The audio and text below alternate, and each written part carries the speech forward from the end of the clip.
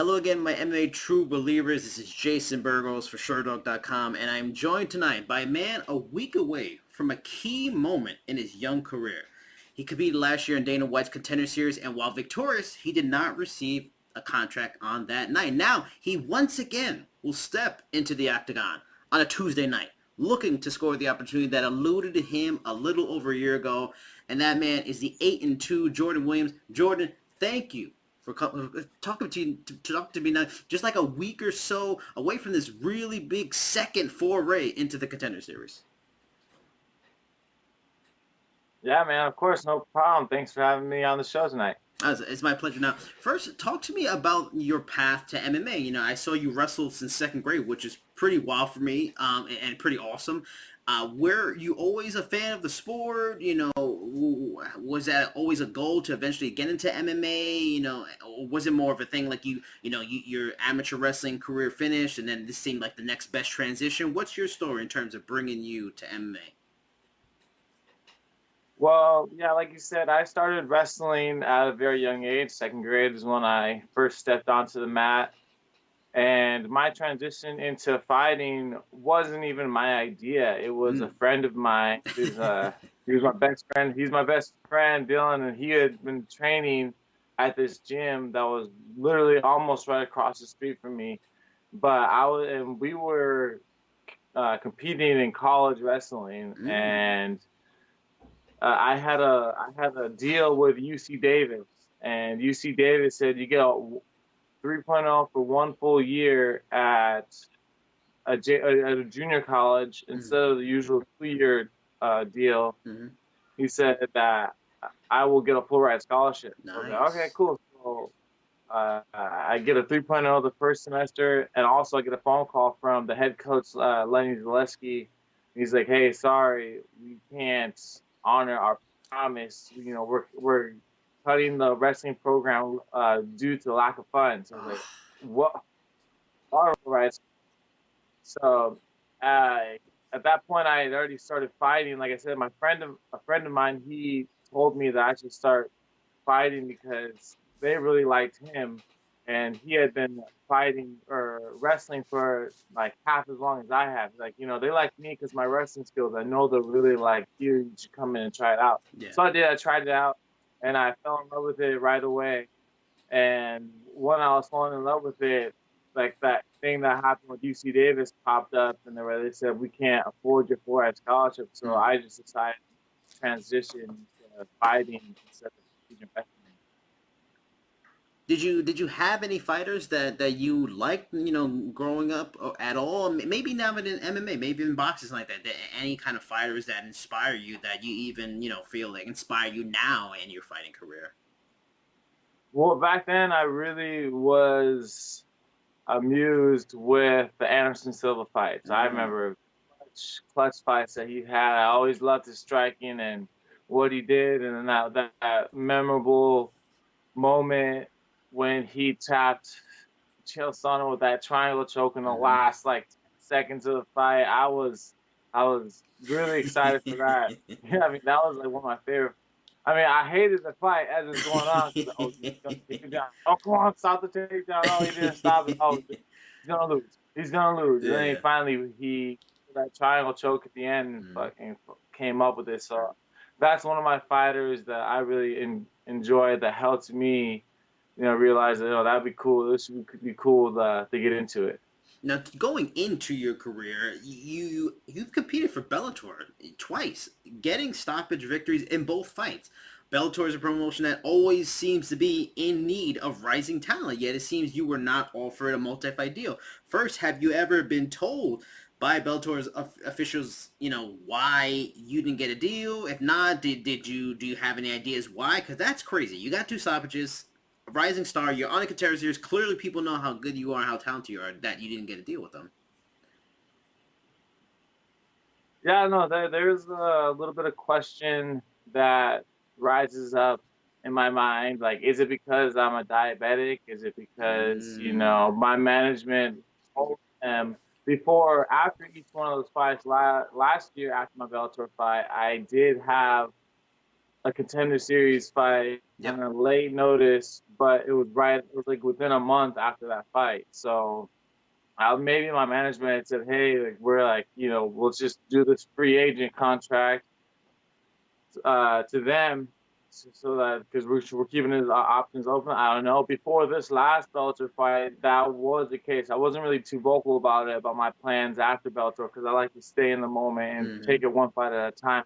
Tell me, like, hey, we're gonna have you have a little tune-up fight in Bellator, and then after that, we're planning on you fighting on the Contender Series in July. So, whether my management has a pull, whether they get them a hold on that contract, or whether they're just not interested in me as a multi-contract level fighter, I don't Mm-hmm. know. Hopefully this next fight will answer the questions for both organizations. I mean, I love that UFC contracts, but I Yeah. think, yeah, you bring up a good point. It's a point where it's like, hey, I'm getting finishes. I'm on a 4 knockout win streak, and Mm-hmm. like, what is it that's withholding me to getting that multiple, deal contract? Is it at all frustrating? Because it doesn't seem like it's necessarily you. I mean, it's your management, and they're looking out for your best interests, or it could be Bellator being odd or weird or misinformation. I mean, is it frustrating for you because every fighter is in this game to make money? Of course, everybody wants to go to UFC. That'd be the perfect situation, but you still want to make money. You want to set up your future, set up your life. Is it frustrating then and disappointing to not get that multi-fight deal? Which it's a great platform, a lot of chance, a much better chance to make extra money, better money. Did it ever get to at a certain point, or because the contender series fights came so quickly after, it really didn't maybe bother you that much? Yeah, I was definitely feeling. I mean, I think I was first off too excited to really take into consideration. I mean, I'm getting wins on these big stages, Mm-hmm. and I was just really amped up and happy about that. But the part is, yeah, we were in this game to make money and multiple deal contracts. So on some level, if you think highly of yourself, you're gonna have to hold some frustration as to the point, like, what is it gonna take to get uh, some proper recognition and some Mm-hmm. and certainty that you're gonna get another fight, because you can do a single fight contract with the UFC on this Dana White Contender Series and you win, great. Like, but last year I didn't get that multiple fight contract, so now I'm stuck in here wondering what's next for me. Mm-hmm. And same thing goes to Bellator. I'm having these fights, I'm winning, but after that first one, I wasn't really in store what's next for me, which is a really uncomfortable feeling for someone who's trying to keep their career blossoming and growing. Mm-hmm. Now, I just mentioned before, oddly enough, after both times you fought for Bellator, you got the Contender Series opportunity. Now, before we get back to that, the specifics and the finer nuances of what happened in that first fight on the Contender Series, you told the Body Lock in April you felt you lost that fight, not lost that fight, but didn't get the contract because you went for a takedown and pounded him out on the ground and did that instead of, say, staying on your feet and finishing it. In episode one this season, it's a lot of brouhaha about Dana White, saying that someone didn't, go for the finish and they went for a takedown with 10 seconds left, and he doesn't like that. He wants killers and stuff like that. Because of something like that, and your previous experience where even you feel you probably should have maybe stayed on your feet, is there like an inner pressure or just a feeling that you need to win this fight on the feet impressively and maybe not taking to the ground or taking to the ground may not be in your best interest? Is there like because you don't, a chance to get a third chance in the Contender Series is probably unlikely. Do you feel that kind of pressure, like, I need to finish this guy and I need to do it on the feet? Yeah, there's a pressure in itself, just having being one of the top 100 or 100 or prospects in their eyes, watching you and how you need to perform. There's Mm-hmm. there's enough pressure on that. For me, it's not really so much pressure, but it's like, all right, now let's show them what I can do on my feet. Like, I've been knocking people out on my feet.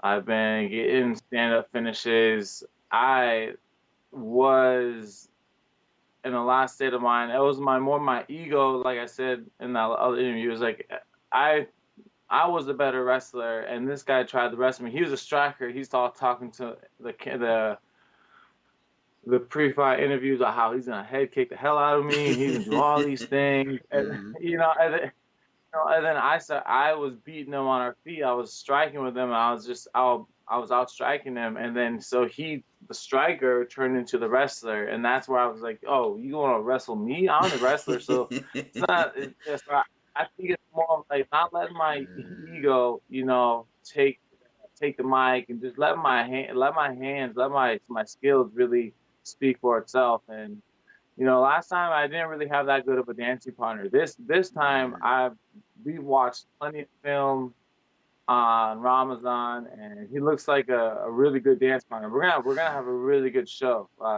It's he does some wrestling in some of his fights, but he's mainly a stand-up striker. So I think if all goes as well, I'm getting that first, or I see me getting a first or third round finish on this guy. And I don't really need. There's not really extra pressure on me letting my hands go and just keeping on the feet. Just do what I have been learning to do, and just like let myself show, how good I am. So it's not. Yeah, I'm not really worried about taking it to the ground or not. And then if it does happen to go to the ground, I'm gonna make the most out of that. Like last time I did review my fight, it was a 5-day notice. So I came in there 5 days notice. So I was trying to wear him out. I was being smart as of more flashy. I was being smart, like wear him down, get him to feel how I'm feeling, because I'm nervous. It's 5 days notice fight. So let's try to get his gas tank on the level of mine's at. But so this time I have a full gas tank. I had a full training camp, and really I feel comfortable with my skills and ability right now. How big of an advantage for you over your dance partner, Ramazan, is it to have already experienced this kind of situation? Because the Contender Series is a very unique situation, and it has a very unique feel to it in that it's got that big time UFC production and feel, but it's in front of a very small crowd, which is very quiet, and you can hear almost everything while the action's going, and all the while Dana White, Sean Shelby, Mick Maynard are all sitting there. Like, how big an advantage that you've already done this? You've already got all those jitters out of the way. Is it for you? Do you feel over Ramazan? Yeah, I feel like part of that is it is an advantage. It's great. I already went there. I already did my thing. My coaches has been reminding me like, yo, dude, you came in here on a 5-day fight notice, and you came in there and you stole that night from that other guy. Like, just remember, now you got full training camp. You are well ready to be on the show. You deserve to be in UFC. You're ready. And besides having my coach tell me that, I do have those feelings that you are. I did compete on the show last year, and I did show up. I did win, and he hasn't been there before. That's gonna be a lot of pressure on him. I feel like as it was for me. But at the same sense, I feel like when you're in the UFC, say you get called on a 5-day fight notice, and you're just like, hey, here's a 3 to 4 fight contract because you're stepping in on late notice, and you're already guaranteed 3 to 4 fights after this in the UFC octagon. There's like the pressure's kind of like it's a different type of pressure. Now it's a pressure to prove that you belong, at where you're already at. For me, for this situation, nothing's guaranteed yet. So there's still that pressure to where, yeah, I have been in there. I've been under the lights, but also there's nothing guaranteed. I'm still to go out there and act like my whole dream, my whole purpose, my whole fight life is on the line, because it still is. Like, nothing's guaranteed in this show. It's a single UFC fight contract deal.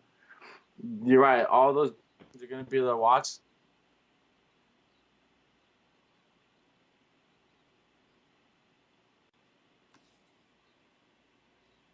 Hello, you still there?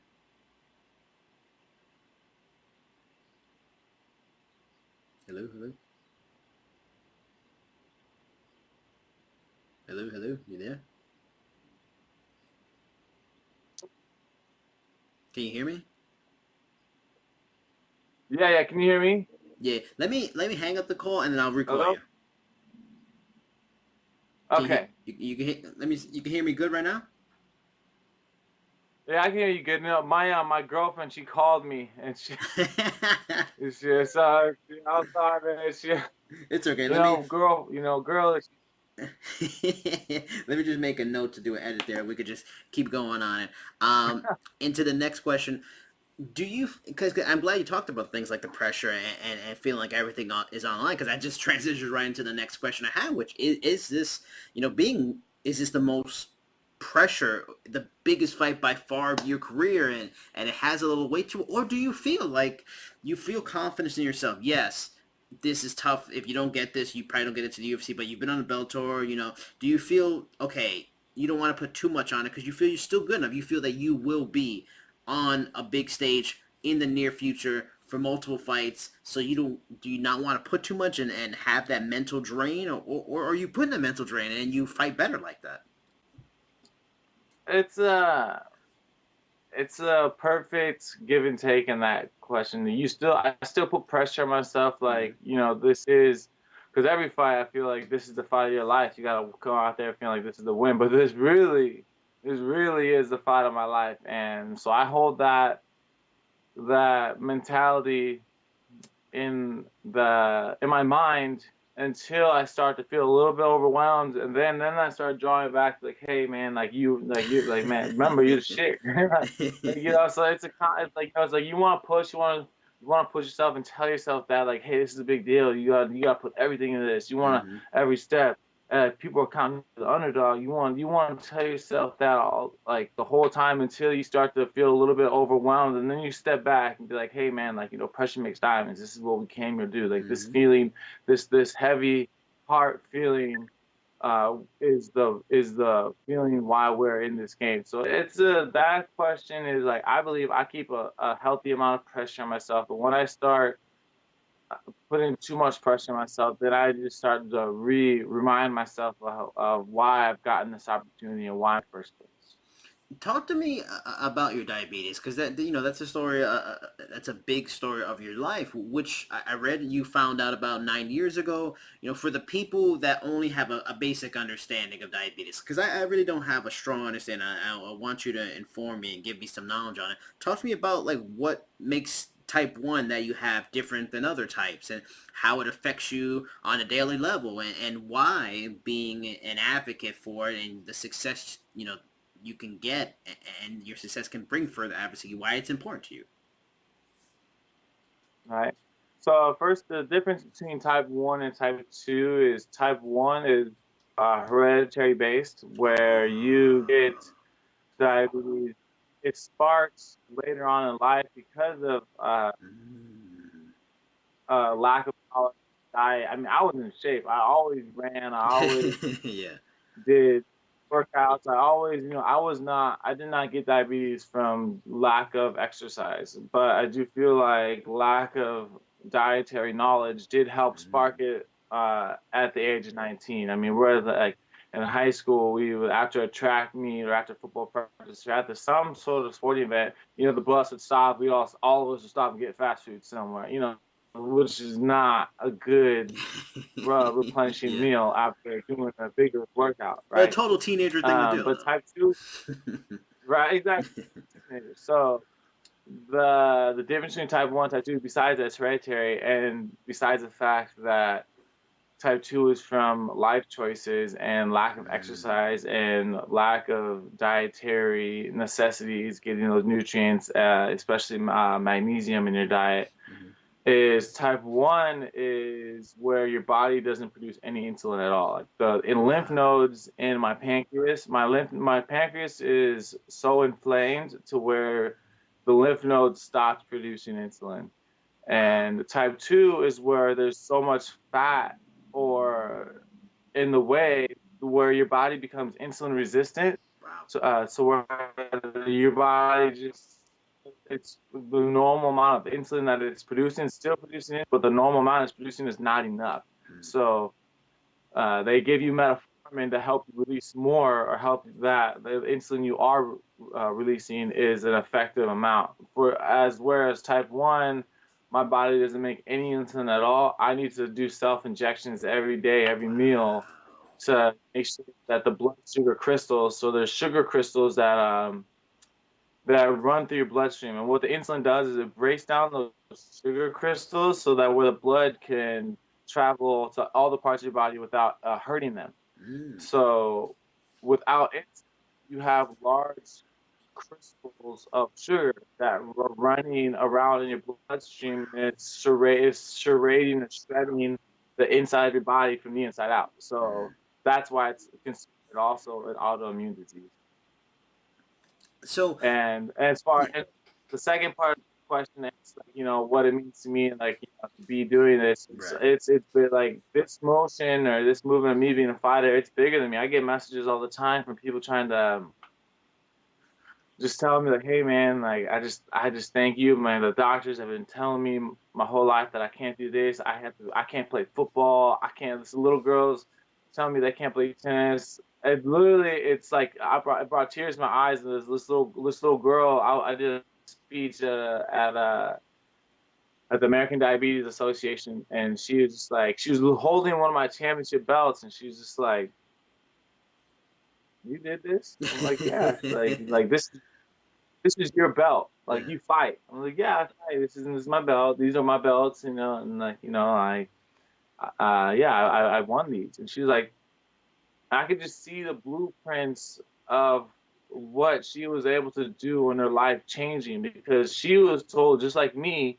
early in her life, that she couldn't even play tennis or volleyball, Mm. and because it's you know, careful, you know, and like really reconsider going a different route or just changing her life purpose or dream. And I could just see the mapping of her expectations of her life change to where she's like, you know what, I can do this type of stuff. Like, Mm.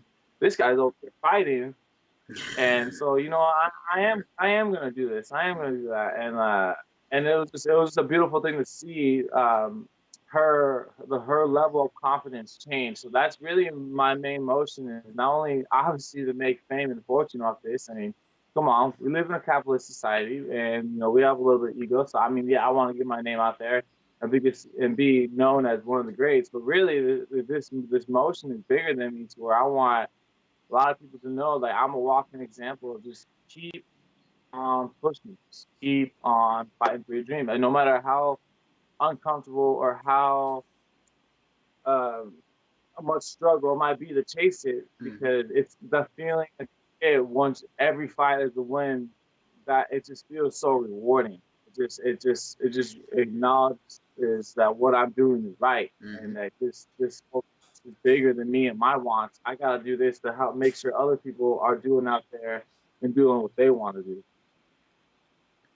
Now, the fascinating other thing from the Contender Series fight, for the people that may not be aware of it, is the win was overturned because of the, you know, you tested positive for marijuana, but you used the marijuana for your pancreas. And I don't smoke marijuana. I'm totally for legalization, and you have to do it as a professional athlete for medical reasons, as understandable as any person. How frustrating is it to have to be a fighter with that particular condition, with a clear medical, you know, reason that is legal in many places? How frustrating is it to do that, to, you know, to work around that? You have to avoid a lot of states and stuff like that, and also along with your advocacy for, you know, getting the word on diabetes and those kind of stuff, do you is it advocacy for marijuana legalization or something you've gotten into or want to get into? Oh, I would definitely want to get into that. I mean, but I'm like, it. First off, it pisses the hell out of me. I mean, yeah, I have a valid reason. I have doctors signing out to where it's a legit medicine for me. Mm-hmm. But you know, and it's not UFC's fault. I'm not tainting their name or their credit on this. Right. It's what it is. It's the Yep. commission's rules that they have to follow, because they have to follow federal law and Mm-hmm. federal for the, even though in the state of Nevada it's legalized, but Mm-hmm. in the state of, or in the state of the nation, it's not. And so that's where that area comes in between, is because it's legal for the Nevada State Commission, but for the government, it's considered a federal offense, or it's a Schedule One narcotic. So it's like they don't like. I'm sure like they don't. I'm sure UFC doesn't even care. Like, you know, like. It, like, you know, like they probably know that a lot of their fighters do it, and like that's why a lot of the fighters are healthy because they're not getting addicted to opioids or you know all these other stuff, and they're instead they turn to a flower. So Mm. I don't think that it's a UFC at all. I think it's just that they're stuck in a limbo state where they have to bend over and follow the rules of government.